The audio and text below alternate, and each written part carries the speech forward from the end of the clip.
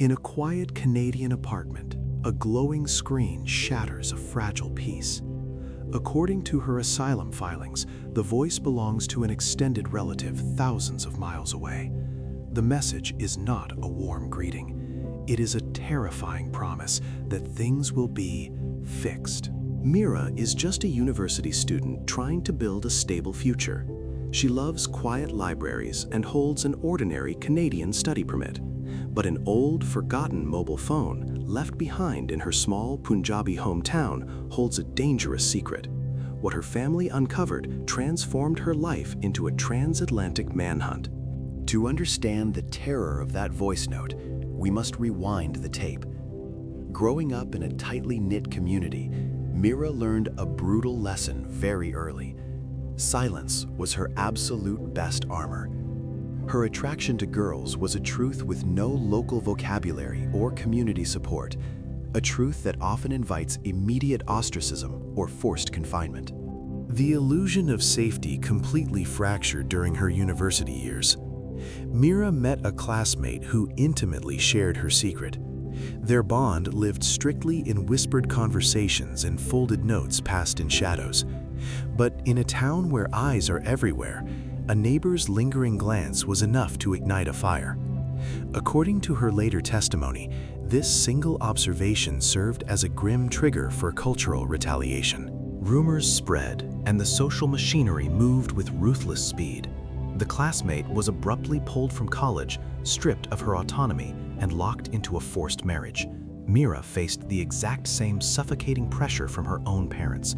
Demands to correct her behavior quickly escalated into threats of permanent confinement. Her only exit strategy was a paper shield.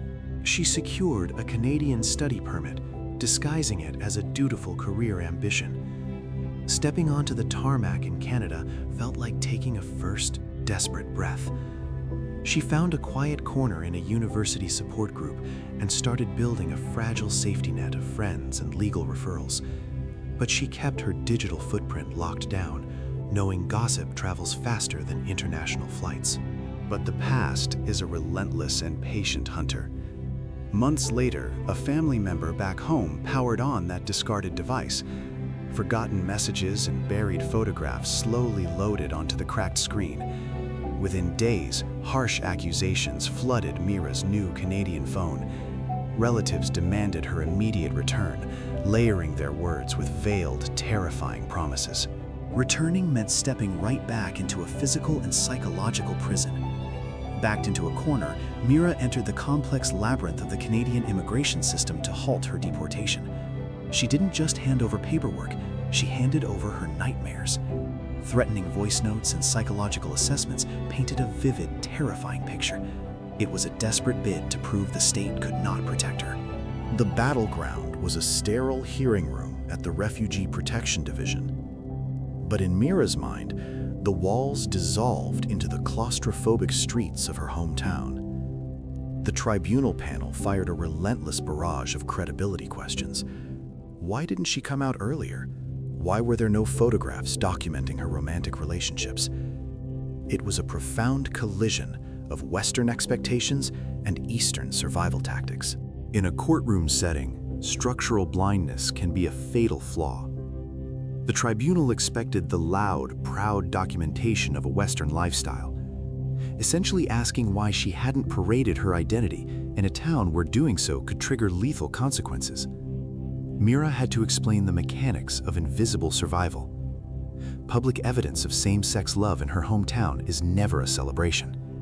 It is a direct trigger for severe, immediate familial retaliation. According to established jurisprudence, higher courts warn against applying these dangerous Western stereotypes. Meera's fate now hangs entirely on three distinct legal paths. Acceptance means a new life built carefully from the ashes. A refusal remanded by the federal court means years of agonizing bureaucratic limbo. The third path is a final rejection, triggering a last-ditch legal Hail Mary before physical deportation back into the waiting arms of her accusers. Whether holding a stamped approval or drowning in endless appeals, her reality remains fractured. If she wins, she becomes a quiet advocate, guiding other newcomers through the dark. If the fight continues, she exists in a state of chronic, hypervigilant terror. Either way, she will always be looking over her shoulder. The price of living her truth was leaving her entire world behind.